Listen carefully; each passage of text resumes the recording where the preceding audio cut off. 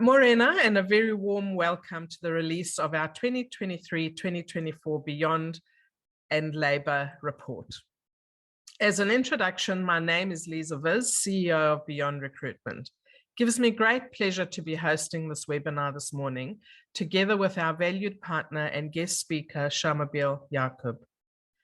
Shamubeel is one of New Zealand's most prominent and highly regarded independent economists, and provides economic consulting to senior leaders and organizations across the public and private sectors. Before sharing some of the key findings of our Beyond Recruitment survey, I wanted to extend our appreciation to you for participating in this year's survey. Thank you. This year, we've had over 500 organizations participate across New Zealand, representing a wide range of business sizes and industry sectors, providing crucial insights into New Zealand's workforce. And now in our 9th year of releasing our report, our clients found our annual Beyond Economic and Labour report in partnership with Shamubeel's useful economic outlooks very useful in looking at the year ahead, in particular around formulating hiring and retention strategies and workforce planning. 2023 has been marked by significant challenges, and the report reflects this. Inflation, unseen at these levels since the 1990s, has put upward pressure on business costs. 71% of our respondents said the economic environment continues to be harder to thrive in, and overall business optimism has dropped. As a result, 36% of organizations surveyed said that they are reducing costs. Very large businesses in particular have been impacted. Of interest, SMEs are finding it easiest to weather these inflationary pressures and the least likely to be making redundancies, whereas very large organizations have been struck. In analysing the key barriers to business success, the lack of available talent continues to be the primary barrier to success, albeit that this has dropped to 48% from over circa 70% in the preceding 2 years. Organisations surveyed said the increased cost of living came in next, with 40% of respondents citing this as the second highest barrier to business success. One of the biggest changes that we've seen in our Beyond Recruitment report, 2023-2024, is the number of organizations that are finding it in fact easier to recruit talent compared to previous years. 43% of respondents also expressed increased satisfaction with the quality and suitability of talent that's being released into the market. This is compared to 29% last year. Interestingly enough, retaining employees has become less challenging this year, with those finding it harder to retain staff dropping from 83% to 48%. Of interest, despite a 6% inflation rate, average pay rises have dropped.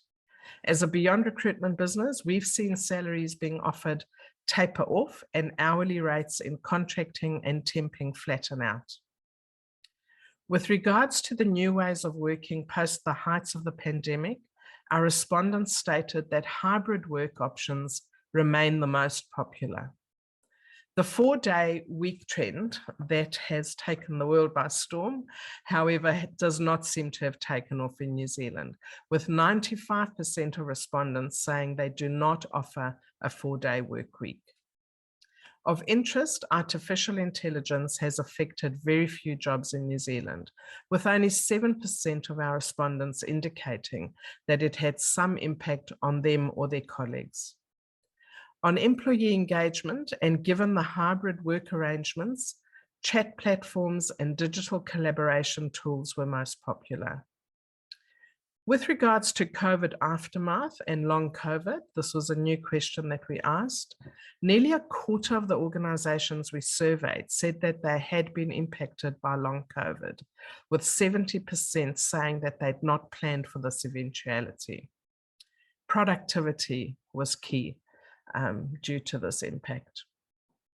Lastly, with respect to the new government, our respondents' top desires from government are the investment in infrastructure, streamlined access to international talent, and investment in technology. As a Beyond Recruitment business, our conclusions based on the key findings of our survey and the day-to-day recruitment work we undertake for employers New Zealand-wide is that this year's pressures will continue into 2024 and will hit very large organizations the worst. Economic uncertainty, recessionary talk, and the ongoing rising cost of living to peak levels is creating caution and nervousness, which is leading to cost-cutting, consolidation, and a very cautious employment environment. Redundancies are on the horizon for many organizations. There's no doubt that these are challenging times. From a talent management perspective, we encourage employers to look at ways to save costs without making redundancies where possible. Why? With continuing skill shortages in New Zealand across certain job types, having to rehire and train new staff when business optimism picks up again, because it will not be easy. We also advise employers to focus on things like retention, flexible hybrid policies, reviewing benefits and engagement programs, hiring the right talent at the right time, and developing your people through customized training. Importantly, providing teams with technology advancement to manage hybrid working effectively is key, particularly with the productivity issues that many businesses are facing. So I've briefly highlighted some of the key findings of the report. There's lots more in our report.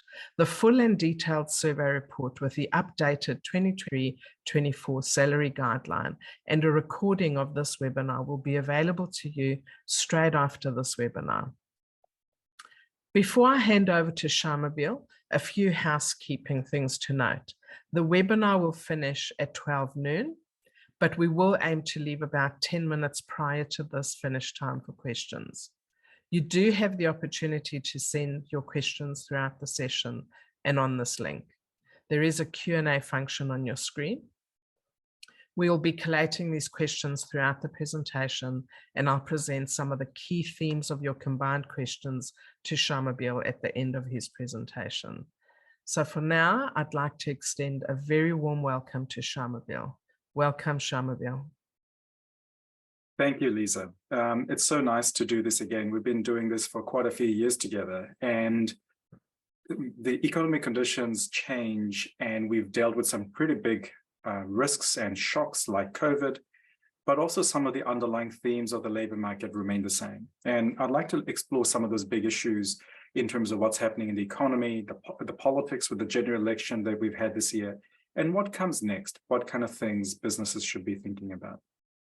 And, you know, as Lisa said, there is quite a lot going on, and quite often it feels very easy to focus on the short-term things, the fear that's there, or things are getting slower. There is a lot of pessimism out there. But then we know that these cycles come and go. And when the cycle turns up again, we will absolutely need to think about how do we prepare our businesses to take advantage of that. So from my perspective, these are the kind of big themes I really want to talk about today. And it starts with, I think, the broader economic context. And it's very much a mixed bag. The confidence, the vibes that are out there, they're pretty negative. People are saying things are still feeling pretty uncertain. We're not sure about the outlook. We've been through a lot of volatility, cost shocks, higher interest rates, and we don't know how to plan. But the reality of the economy has been pretty good. So the real economy, in terms of hiring, in terms of how people are spending, these things have held up better than we would have thought. Not great, because it's not growing rapidly, but it's not certainly slowing down as quickly as we feared it might have been the case 12 months ago. When it comes to some of the big shocks and some of the big drivers that are affecting some of the uncertainties currently, part of it was a big cost shock. We've all experienced it both in our businesses and in our personal livelihoods, right? When you go to the supermarket, $100 buys you a bag now rather than, a quarter of a trolley. And so these things have been quite important, but what we're seeing in the data is that those big inflationary pressures that were quite synchronized and quite global are coming off, but they're coming off only slowly. And that means central banks around the world will remain and maintain interest rates at a relatively high level for at least another 12 months. So we have to get used to staying with relatively high interest rates, relatively high cost of borrowing, difficulty in accessing capital for a little bit longer. We also have commodity prices, particularly things like dairy prices. They've come back a long way from those very high rates that we had seen during COVID. And the reason I say that is the rural economy did very well through the COVID period because they had, relatively speaking, fewer restrictions and very strong international prices. But those have reversed, and many provincial economies will be hit hard, particularly for dairy sector, where the businesses and the farms are going to go from pretty strong profitability to making losses this year. The outlook is very much for what's going to happen to the economy. And the big thing, of course, is that the intent of the Reserve Bank by raising interest rates is to slow things down. And while we would prefer that the economy didn't slow too much, the reality is interest rates are a very powerful driver of the economy, and we will see a moderation in economic activity. We also know that government, after being a really big driver of supporting the economy through COVID years, particularly through those very big policies like wage subsidies, really maintained that spending and growth in the economy. And the outlook is that with the fiscal stimulus is going to be largely negative. Not a huge amount, but instead of adding to economic growth, it's going to be taking away from it. And we know there's been a change of government. By and large, the platform has been, we will continue to be quite responsible in the way that government spending goes. There'll be tax cuts, but we'll cut spending elsewhere, and it'll be fiscally neutral. So if it is neutral, and we don't know until the coalition talks are done, the reality is the net effect on the economy will be moderate. There'll be no net impact because government is going to be redistributing the money. Who wins and loses changes, but the aggregate effect on the economy won't shift. When it comes to the labor market and the policies around it, we know that the new government is likely to move the balance of power towards employers, but I'm skeptical in terms of how much real effect it will have on businesses that are dealing with chronic and worsening labor shortages. And I tell this story quite often. When I first started working as an economist in the early 2000s, one of the first reports I wrote was on labor shortages. We could pretty much just change the date and it would still be relevant.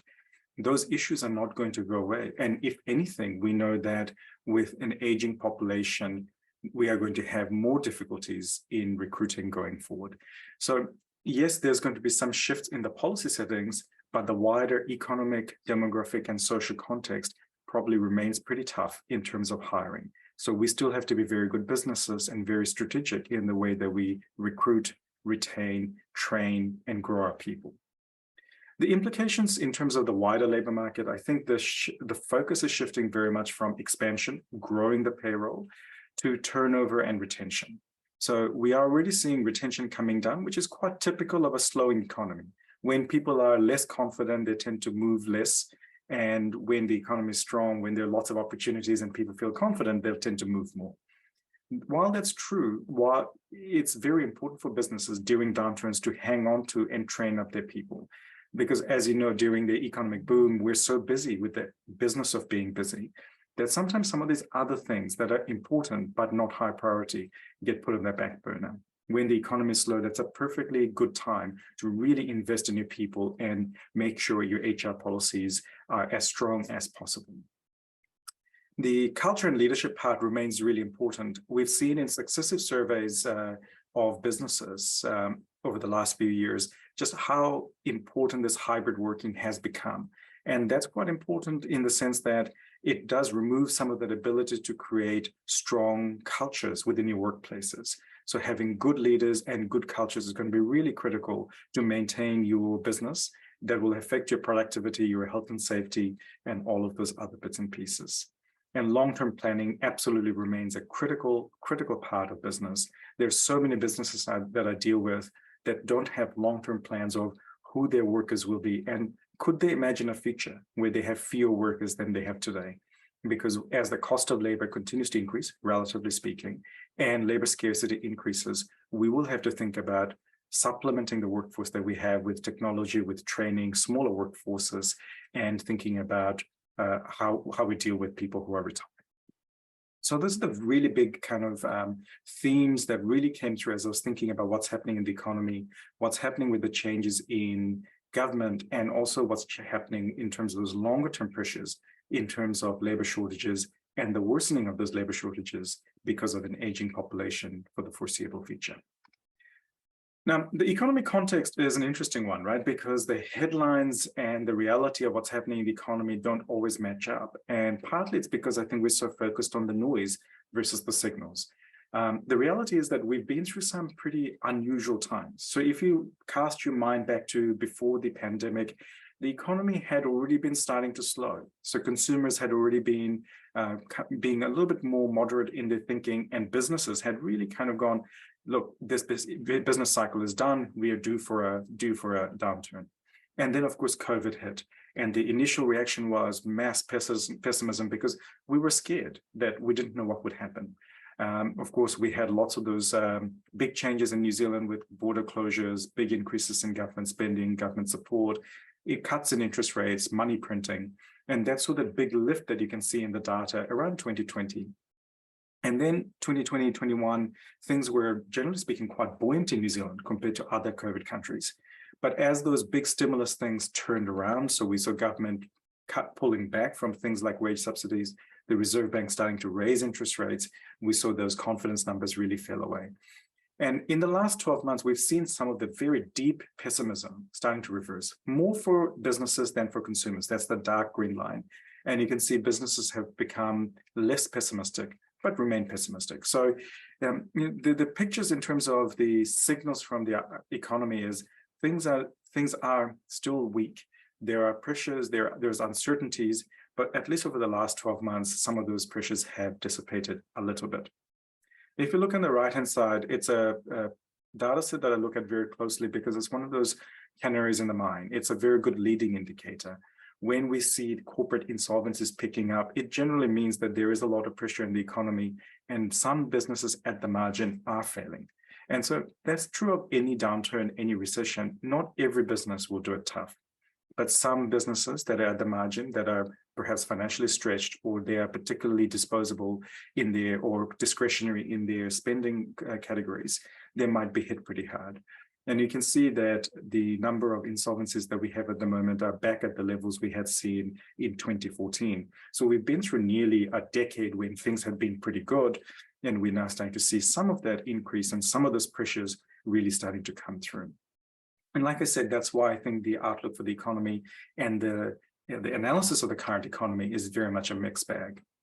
Now, while it is a bit of a mixed bag, businesses continue to hire. And despite predictions that the hiring would slow, despite predictions that things would get harder, the reality is that aside from those bumps that you can see on the left-hand side chart, particularly in 2020 and again around 2021, the underlying trend is still very much upwards. So that's a chart of number of jobs that New Zealanders have.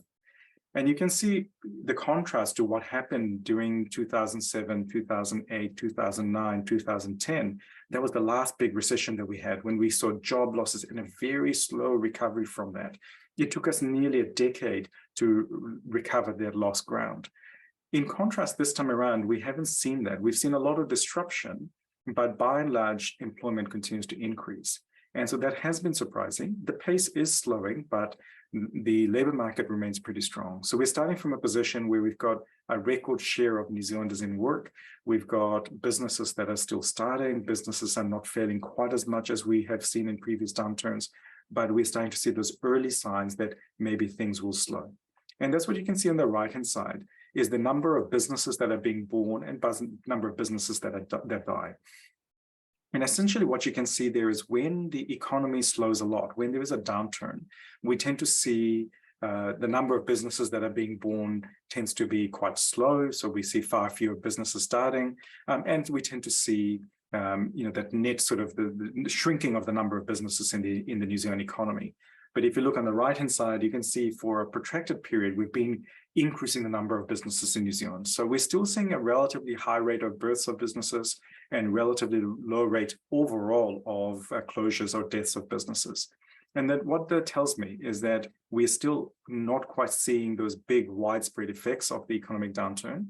But as I showed you before, those corporate insolvencies tell us that we're starting to see the leading edge of some of those pressures coming through. So it's very much that this economy is unfolding in a very gradual and slow fashion, rather than a short, sharp, synchronized recession, as we might have experienced in 2008, 2009, or in the recessions before that. This is not a common garden variety downturn. It's very uneven, it's very mixed, it's very patchy. It's very much about what industry, what location, what size of business that you might have, and what your financial settings might be, particularly with regard to how much debt you might be holding. Now, as an economist, I have to be very careful to give you lots of context and give you some health warnings, because the reality is economists are very good at telling you what's going to happen and then not standing by their forecasts. And the reason why we don't stand by a forecast is we can't predict these very unusual events. So if you look at the Treasury's forecast here, you can see all those lines are kind of like the Treasury's forecast. And by and large, they were far too pessimistic in terms of the economic outlook for most of the last decade. And then we kind of missed what the recovery would be like. We were too pessimistic in terms of inflation for the last little while, but didn't pick the really big surge inflation that happened.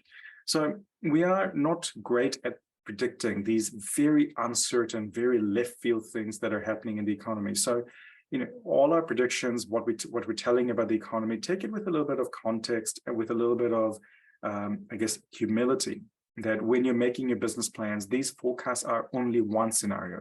You need to think really critically about what does it mean for your industry, what does it mean for your business, and what are the choices that you might have available to you to be able to deal with these conditions should they pan out this way. Now, in terms of the wider economic context, we're actually starting from a relatively good setting, right? It's a strongish base. So if you look at the left-hand side, that's the unemployment rate. So, we've got, that has picked up in the last 9 months, 12 months, but it's still very low. So our current unemployment rate is about 3.9%. It's of course terrible for those people who are looking for work and can't find it. But quite a lot of it is just because there are mismatches of what skills they might have, what location they might have, and all those other bits and pieces, and some moderation in the economic outlook. But when you look at the employment rate in New Zealand, it is one of the highest in the OECD, and that tells us two things: that we've probably got most people who can get jobs into the labor market already, and we're starting from this position of quite a lot of labor shortages. And if we shed some workers, it is very likely they will get picked up by others very, very quickly. So I'm not super pessimistic that we're going to see big surges in unemployment over the course of the current economic cycle, mainly because labor shortages are such a brutal memory in most businesses' minds that if they have access to good quality people, they will snap them up. On the right-hand side, you can see why many workers and households are feeling under pressure. So we are used to our incomes in real terms, so relative to the cost of living, trending higher over time. And you can see that over the course of the last 10, 15 years, it has been trending high. But that period of COVID initially meant that wage increases were quite moderate. And then we had the big increases in the cost of living. And that means that the real wages, the buying power of your income has not really increased very much compared to about 2020. And so that's why we're seeing a lot of this kind of grumbling amongst workers and consumers that money is not going far. And so that is part of the reason why we're seeing this pessimism in consumers, this caution when it comes to spending, but also some of the dissatisfaction at work because people are bringing those financial pressures of home to work. So we need to keep that in mind when we're thinking about the wider context of what's affecting people's mindsets and people's appetites. But like Liza said, while we've got these pressures that are in the background of cost of living, labor shortages, The reality is that businesses are being more cautious. So if you look on the left-hand side, that's the number of job ads relative to number of workers. That's kind of my kind of measure of vacancies in the economy, or vacancies that are advertised. And that sort of really picked up in that COVID era, right? So you can see in the chart, the big fall off, big slump that you see was those initial period after the lockdowns and beginning of COVID. And then once people realize that we do have this economy that's growing, and that actually with the closed borders, there's a real and intense shortage of workers, we saw vacancies really spike up. And that was that frenzied period of hiring. People were hiring people who with sometimes mismatched or unmatched skills and qualifications, but also there was a bidding war in terms of increasing wages, increasing conditions, increasing benefits. We are starting to see some of those things really come off now. And as you can see now, the current vacancy rate, advertised vacancy rate, is now below the levels that we had seen at the beginning of the pandemic. So we have seen that balance shift, and that means that the balance of power between workers and employers is moving towards employers. So because the frenzy of hiring is no longer there, people can't bid up wages in the same way. So we are likely to see more caution in setting of wages and pay and conditions and incentives. And we are likely to see the current very high increase in wages moderating over the coming 12 to 24 months. And that has a couple of implications, right? It means that businesses have a little bit more certainty and surety of the outlook of their cost base. Labor is, of course, the biggest share of their costs. But also it means that households are probably not going to recover that lost ground quickly. Over the course of the last 3 years, household incomes haven't really kept pace with the cost of living, and it is unlikely that it's going to increase in real terms much over the course of the next 12 months. And that's going to weigh on how much people are spending. So if you think about what's happening in the retail sector, the peak of that was actually in the middle of 2021. When things were pretty uncertain out in the world, the pandemic was still kind of going through the global economy. But we had kind of this little mini economy that was taking place inside of our borders, and it was pretty strong. And people were spending pretty strongly. But in real terms, that spending has been trending lower, but has been super volatile. And I want you to take that really into your thinking, that what we're looking at in terms of the economy right now is not the kind of usual volatility in the economy. Things are just much more jagged. Things are much more on edge. We are seeing people spending behaviors, businesses spending behaviors, the psyche of people and businesses being much more jagged than we have seen in the past. And that means it's harder to look at the data and understand the peaks, the trends, and the implications for your business and for your context. But the trend is very much that households are being much more cautious in the way that they spend, and that is going to weigh on the retail sector. But that's a reflection of this relative low confidence of consumers, the pressures of the cost of living really coming through. And I think these pressures will intensify over the next little while. But there is a little bit of a buffer. And that buffer is really coming from the opening of the borders. Since we opened the borders, as you would have expected, there was this big increase in people coming in. But the number of people coming in has beat expectations. And it has been much higher than I expected would be the case. And you can see on that dark green line on the left-hand side, the arrival of migrants, permanent and long-term migrants, has surged over the course of the last 12 months. And part of it is the catch-up. So there were a lot of visa applications that Immigration New Zealand had to catch up on. But also it shows just how much demand there is for people to come to New Zealand. And so we are seeing that very high rates of inward migration taking place. But you can see also on the left-hand side, the number of New Zealanders who are leaving in the lighter green line has also been trending up and is now at the highest level on this data set. And that matters because what it means for most businesses is we are losing people. We're losing some of our existing staff that had been here who didn't go on their OE or didn't go for their holidays or all that kind of stuff over the course of the last couple of years are now starting to do that. And that will have an implications for retention and in terms of replacement recruitment. And you can see on the right-hand side, the number of people who are coming in. The biggest sources of workers, of course, is on work visas. And you can see that's back at near record highs. but also the number of students, student visas that are being issued is picking up. So that can also affect in the supply of workers, particularly at the kind of more part-time retail, hospitality kind of sectors. When it comes to the global economic backdrop, the reality is that, like New Zealand, things are kind of coming off in some ways, but holding up in others. And that's what you can see on these two charts. On the left-hand side is the US, and that's the shipment of on trucks. And that's a really good indicator because that's how most goods move around. And through the pandemic years, people bought a lot of stuff, right? Things slowed in the immediate onset of the pandemic, but then once the stimulus hit, people spent a lot of money. That is now fading. On the right-hand side, you can see the number of shipments kind of going out of Korea. Korea is kind of like a really good kind of indicator, a little canary in the coal mine of global demand for manufactured goods. And you can see that really skyrocketed through the pandemic years, but has now really been coming off because we're not buying fridges and TVs and cars and things in the same way. Some of those big disruptions that we saw through the COVID years have also dissipated. So you look on the left-hand side, shipping costs, they went from under $2,000 to over $10,000 a container. They're now back below that $3,000 mark. So, some of those supply chain pressures have absolutely eased, but they're not all over. You look on the right-hand side, the price of crude oil has really picked up in the last couple of months. And a lot of that is to do with not just that recovery of global demand for oil, but it's also the uncertainty that's taking place, particularly in the Middle East. So what's happening with Israel, Palestine, what's happening with the war in Russia, Ukraine, and the risk that we see further destabilization in global geopolitics is a very real risk that we're dealing with today.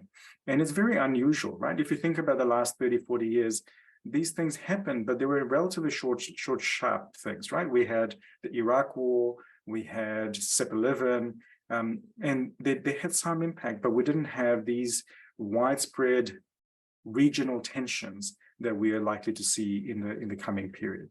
So we just got to be really mindful that the nature of risks that are out there might be affecting us in very different ways to how we might have seen them before, and that has a big implication for us. But you can see also in this chart why I'm a little bit worried about our dairy sector, that while we had milk prices and agricultural commodity prices being very strong through 2021, 2022, they have really eased back a long way. And that's true for most food agricultural commodity prices.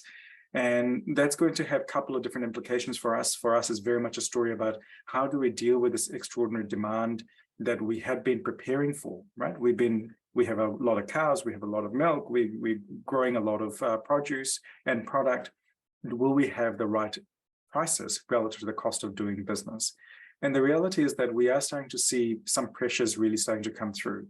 So the story for New Zealand exporters for a long time, at least for the last decade, has been there's this insatiable demand for our commodities out in the world, particularly in China. And that was really quite true until the middle of about 2021. And you can see that on the left-hand side, that's the volume of exports to China. It was very strong. And if you recall back to the global financial crisis, we really averted a deeper downturn in the New Zealand economy because the demand for our meat, dairy, and forestry from China was just so big. But you can see that over the course of the last couple of years, the demand from China has actually softened. And we had been kind of masked with these very high commodity prices. And so I fear that there is some pressure that's coming on our rural economy that is a little bit underappreciated. And some of the geopolitical risks are going to be really quite important for us to consider, particularly amongst our exporting communities and importers for their supply chain. The inflation story, and there's quite a lot being written about it. And I think, unfortunately, in New Zealand, quite a lot of the economic reporting and economic discussion takes place within the context of New Zealand only. And we lose sight that some of the things that are happening are quite global in nature. And you can see that in this chart here, which is consumer price inflation around the world, is moderating from very high levels in 2022. And it is happening in a fairly synchronized level across the world. And this matters because what it's telling us is that, yes, central banks around the world are doing all at the same time, the same thing, which is raising interest rates to slow inflation, and it is working. It's not necessarily domestic in nature, but the synchronized nature of the tightening is going to have an effect on everybody. There's also been this kind of narrative that, this inflation is because businesses are too greedy, they're raising their prices and profits too much, and that's why it has happened.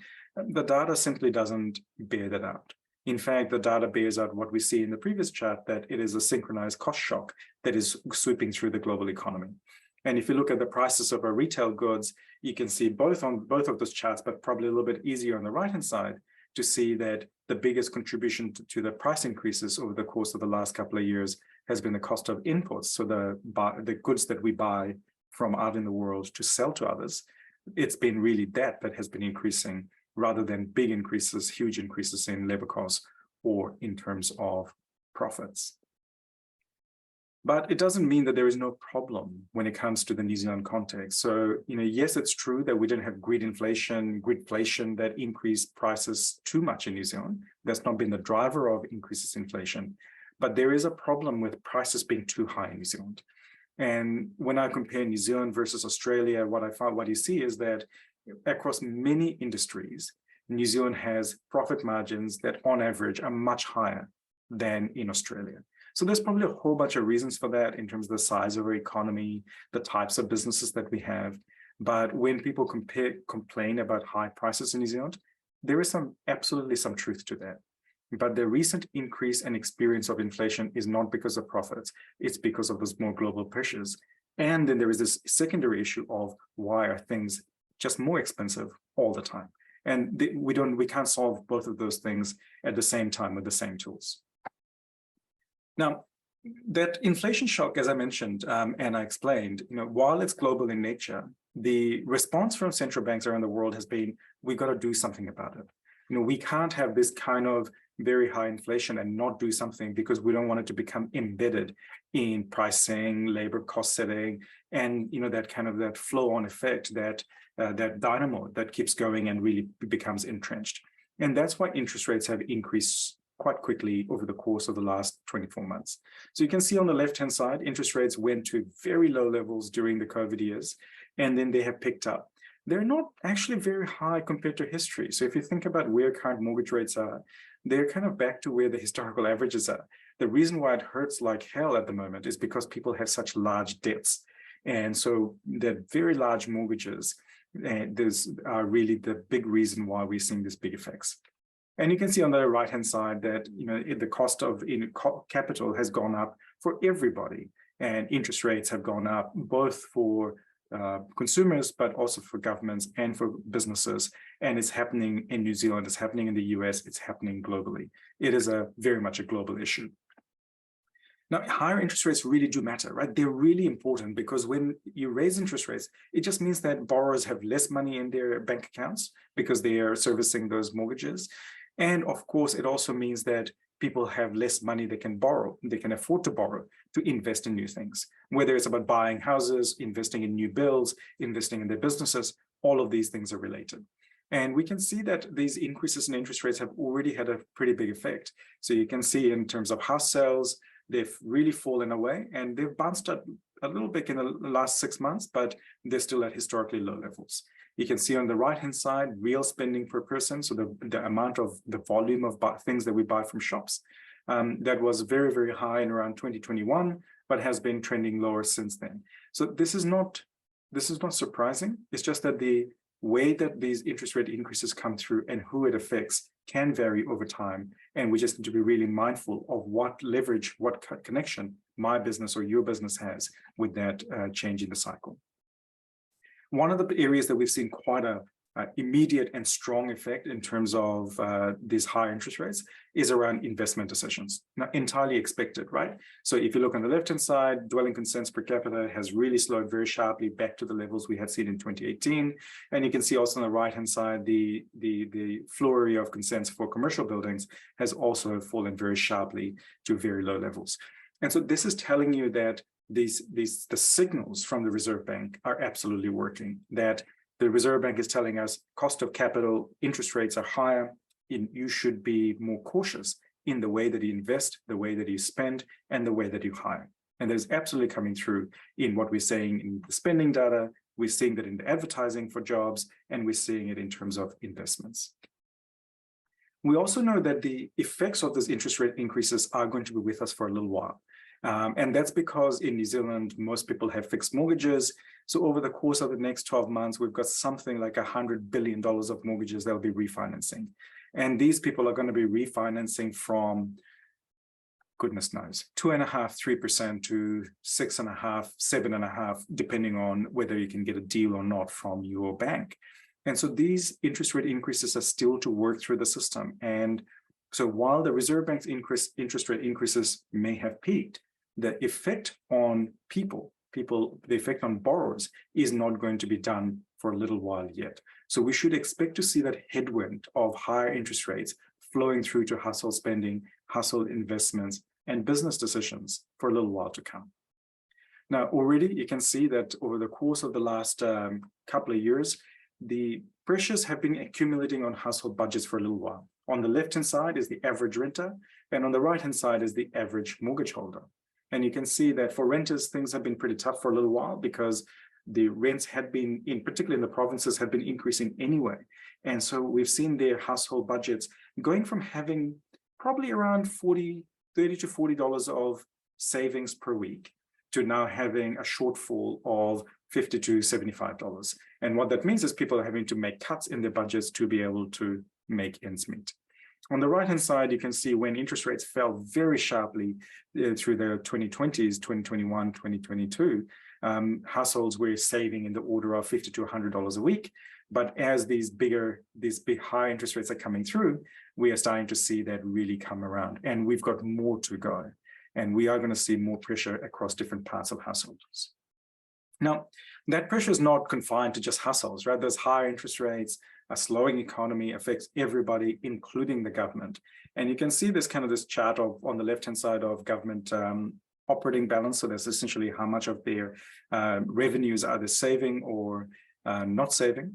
And you can see that every time there is a big shock, like we had the earthquakes and the global financial crisis, we saw in the national-led government big deficits to support the economy and support the people. And then you can see those big deficits that were over the course of the last 6 years under Labour for COVID and the recovery from there. There is actually very little money that's left in the budgets in future years. So we're going to see quite a lot of very careful slicing and dicing of spending and policy decisions by government over the course of the next little while. And I want you to think that I want you to really take in that there is very little headroom for governments to do much about it. And that means that we're going to see quite a lot of tinkering around policy settings, quite a lot of tinkering around spending. And that means that we are likely to be affected in ways that are unusual from what we might have experienced over the course of the last 20 years. And you can see on the right-hand side, the amount of debt that government holds is holding up at a pretty high level. It's not terrible compared to the OECD. We are in a fairly solid position. But the reality is that when we know that climate crises are happening more frequently, that they cost a lot of money for government, that we have to be prepared for the next shock, wherever that might come from, there is actually not a lot of headroom. So we are going to have to find some way to get our financial books in order. And that means that governments, whichever color they are for this term and for the next term, the coalition partners, I mean, for this term, they're going to have to find some really important ways to make things work. And so there's some really big decisions to be made around how much tax do we pay. So on the left-hand side, you can see the share of labor income that goes to taxes. On the right-hand side, you can see the share of profits that are paid in tax. And the reality is that these are some really big decisions that are to be played out over the course of coming years, starting with this term, because I think the headroom is very different. So there is only so many things governments can do. They can tinker with existing policies, which I think is going to be the case until there's a really big crisis. Or we might start to see introduction of new policies. We haven't seen a lot of that yet. Or we might think about how we do things differently. Now, I don't think our politics is ready for that. But when you think about those big issues of climate change and aging, the reality is we're probably going to have to think about doing things differently, very differently, which is on the right-hand side. But our politics and our demand from the people and voters is very much about marginal incremental changes, and that is just not going to cut it. So we are in this transition period, and we are going to have to think very carefully about how that plays out. Now, what does it mean for the labor market? And my prediction, with the proviso that we don't have a perfect crystal ball, is that by and large, what I'm hearing and seeing in the data is businesses are much more focused on consolidation, stabilize the ship, looking into the business, working in the business, and working on the business rather than in the business, because this is their first opportunity they've had in a little while when it's not been frenetic or really frightful. And there's a little bit of planning ahead that's really important and really necessary. So you've seen these two charts before. I just want to remind you that we're starting from a position where employment is actually at a very high level. Businesses have been continuing to increase the number of workers that are in the economy. And on the right-hand side, you can see that while that is the case, the appetite to take on the risk of hiring new people, expanding their workforces is coming off. So the advertised vacancy rate is coming off. And that means the balance of power is shifting towards employers versus employees. Now, while that is the case, the reality is that recruitment doesn't go away. And I think this is a really important thing to keep in the back of your mind. You guys know it because you do it all the time. But sometimes when we have these wider, broader conversations, people think that economic growth, labor market growth is the hiring that goes on. But that's of course not true. If you think about all the people that are placed into a job in any given year, the growth in jobs is a tiny number compared to all the people who are exiting the jobs that need to be replaced. And so you can see that, over the course of the last 12 months, the growth in jobs was tiny, but we spent a huge amount of time and resources hiring people because most of it was to deal with the exits, people leaving for whatever reason might be the case. And you can see that by sector on the right-hand side, in terms of the share of jobs that are recruited in any given year, how much of that is because of turnover, people leaving, and how much of it is for growth, which is in the gray bars.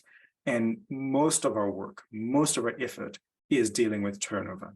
And that is not going to go away. It will diminish a little bit, but it will still remain a pretty important driver in terms of why we need to be really mindful of keeping our business, our hiring practices, our HR practices as good as possible, because these issues in terms of recruitment, retention, training, all those things are not going to go away. If you think about where the workers come from, it's really important to also think about most of the placements that happen over the course of a year. Very small amount of that comes from people who are in the same industry. And most of the people that are placed into jobs come from another industry, or people who are new into New Zealand, either through immigration or new into work because they've just become of working age, or they're newly back to work because they had been away for work due to unemployment, caring for family, or whatever else. So you can see those three bars, and really that the reason why we must have good training, good practices in terms of looking after people is because so many of the people who come into jobs are generally coming from other industries or coming from essentially other countries or from out of work. I also want to put the migration story in context that it's not as big as people think, right? It's important, it relieves pressure at the margin, but we need to be really mindful that in the broad scheme of all the employment, all the placements that we make every single year, it is a tiny proportion. And you can see those numbers on the right-hand side for the different industries. And some industries, of course, have much greater kind of reliance on employees from other industries. And some have a lot of poaching that happens within the industries. And I think they need to have a very close look at themselves and figure out, if we are only poaching from each other, how is it that we're going to have long-term growth and success in our industry? There's a few things that are happening in government that's likely to happen. The first is around reinstatement of 90-day trials. My personal view is that when I look at the data and the evidence of what happened last time we had this, is it'll do a fat lot of nothing. Because the last time we had these policies where larger businesses were allowed to use 90-day trials, we did not see an increase in hiring, and we did not see a reduction in the retention rate of workers.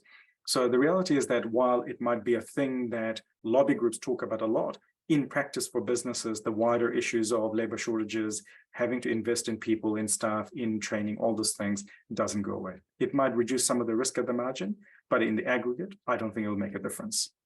We're probably going to see some loosening in immigration criteria, but if you look at the number of people who've come on work visas in the last 12 months, it's huge.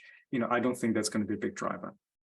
In terms of minimum wages, they might rise less, but if you look at the average wages in the hospitality sector, they're so much higher and hospitality is a good benchmark because they employ a lot of people on minimum wages, and you can see that it is just not going to be a binding constraint. It has not been a binding constraint recently, and I don't think it'll be a binding constraint going forward.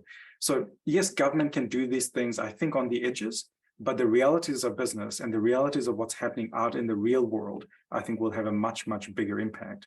So absolutely, we're not going to have the legislated government mandated shifts that's going to make things, give you the perception that it's going to getting harder, but the reality of how hard it is to recruit will remain. Wellington specifically, I think, is going to get hit pretty hard because already we've heard from both National and ACT that they want to reduce the headcount of central government administration in Wellington. And we saw that in the last term that the number of people in Wellington didn't grow very much in terms of government employees, but also we saw job losses in the wider private sector in Wellington. So I'm quite worried if you're in Wellington. I think you should be a little bit careful about your plans, because the reality is that, yes, there is the wider economic context, but Wellington still is a government town. And this is probably the big thing that I really want you to think about is this is the last year that we're going to have more people entering the workforce than people retiring. So the share of people aged between 15 and 64 is going to trend lower from here and will continue to do so for the foreseeable future. And we know on the right-hand side that most of the taxes in New Zealand are paid by people aged between 35 and 64. So as that group of workers shrinks, the pressure on government finances, the pressure on workers, pressure on labor force are going to intensify. And I don't think we have politics that's brave enough and strong enough to be able to deal with that with any foresight. So we know what workers want. They want more money, more security, more flexibility, more work-life balance, more fulfillment. And there's a bunch of things you can do, which is really around making sure your business is fit for purpose, that your managers are good, that you have good culture, good leadership. And we can target women, older workers. We should continue to recruit overseas, but please, please, please invest in training, in career progression, long-term workforce planning, and put HR at the leadership table. So I'll finish where I started, which is the economic settings. It's a bit of a mixed bag. The outlook is for slowdown, but it's not terrible. We're starting from a relatively strong position. There's a whole bunch of labor rules that are going to change in the background, and I think they will matter in terms of shifting the balance of power towards employers from employees. But the reality of chronic and worsening labor shortages are not going to go away. You need to keep investing in training, culture, and leadership, and long-term planning absolutely remains the way that we do things. Thank you. And we're going to invite Liza back and we can do some Q&A. Hi, Shamubeel. Hi. That was fantastic and very insightful. We have a number of questions. I guess some of the questions were actually answered by your presentation, so I won't throw those in the mix. Guess one of the key things that is coming through is, do you expect business confidence to improve quickly once the coalition has been announced? And I guess there's two sides to that question, because there's business confidence, you know, in one part of the country and business confidence in other parts of the country, whether it's regional or central. My answer would be that whether businesses are optimistic or not doesn't really matter, in the sense that we do see optimism being higher during national-led governments because businesses by and large tend to be right-leaning. Really change how they hire and invest and do business? The answer is no, not really.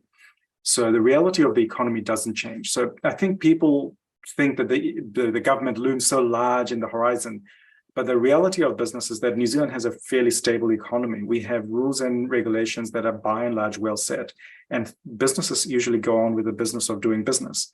So absolutely, I think business optimism will improve because of a change of government, but the reality of the economic conditions, which are still going to be those wider things, are not going to change.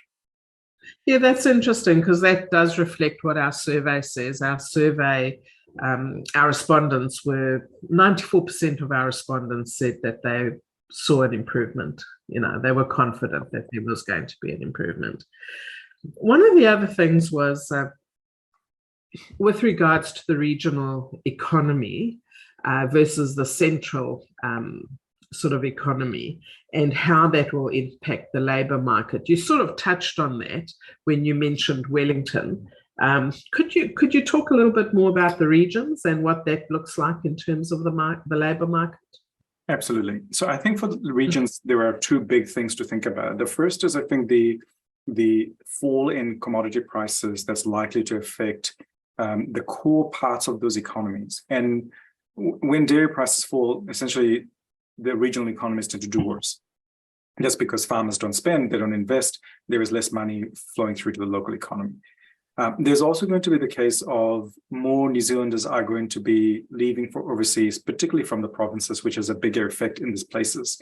So our provincial economies are going to be in this really strange nexus of falling demand for workers, but reducing number of workers all at the same time. So things are probably going to feel slightly strange in that I think job ads will slow. I think we're going to see demand for workers slow, but also availability of workers shrink at the same time. So that is not going to be a problem until the recovery hits, when we're going to find that it's going to be really hard to recruit. So the investment in workplace practices and planning for doing work with fewer workers, I think, is a really key theme for all businesses, but particularly in the provinces. Yeah. Yeah, that's interesting. Thanks, Shamubeel. The other thing is, in terms of, this is a question that comes up every year. The labour market in terms of the private sector versus the government sector and local government sector. What will the key differences be looking ahead, given the fiscal pressures and the new three-pronged government? Yeah, look, I mean, I think first is central government and local government administration jobs are quite tiny in the scheme of things, right? Even in Wellington, they're not the majority of jobs in the Wellington region. But essentially, we know that there's been quite strong hiring in both local government and central government over the course of the last 10 years, particularly under the Labour government in Wellington Central. And that is, of course, I think, as with the change of government, that is going to come off. So that is going to have some pressure on Wellington and Wellington City in particular. But in terms of the wider economy, I think we're going to see local government also being cautious because the rising cost of interest rates, the pressure on rates, you can't keep raising rates when people's finances, ratepayers' finances are under pressure. We're going to see that reality of constrained finances coming through in terms of we can't solve all our problems by hiring more people. Yeah. And we are going to see, I think, central and local government becoming relatively speaking, not as big. They're likely to not fill vacancies to the same extent and be more careful. Does it really have a big impact into the wider economy? The answer is no, unless you're reliant on central government to get something done. The reality is that central government and local government is really struggling to deliver the services that we expect of them because they do so much. And I expect the trend over the course of the next decade, not just this government, is going to be around much clearer definition of where the places government is going to be involved. I think government is going to pull back a little bit in what they deliver. And where it's going to spend, I guess. One final question, because we are running out of time, fast and furiously. 3 key pieces of advice you can give business leaders or organization leaders as we navigate through 2024 and the fiscal pressures in the market? Look, I mean, for me, the really big thing is just how important retention is. You've spent all this time, money, and effort in creating these people who are valuable parts of your business. Losing them means you have to start all over again. It's hugely expensive and hugely disruptive. So retention is a really, really big part of, I think, whatever business does, regardless of the economic cycle. The second piece of advice would be around just the investment in culture and leadership. And we don't talk about those things enough in New Zealand. We think business just kind of happens, but actually you have to invest in your leadership and culture because we need to have people. We need to have our people leaders that are really capable of creating the strong cultures that gets the best out of people. And I think if we can formalize that a little bit more, that will really help. And the third thing and the final thing that I think say to our audience every year is just know your place. We've talked about the economy as a whole, and the economy is not you. It's not your business. It's the aggregate of everything that's happening in New Zealand. Having a really clear understanding of how you fit into that wider economic perspective, into your industry, into your location with your competitors, that insight around what's happening with your competitive landscape is absolutely critical particularly for the next 12 months, because I think the economy is going to be very jagged, it's going to be very uncertain, it's going to be very volatile.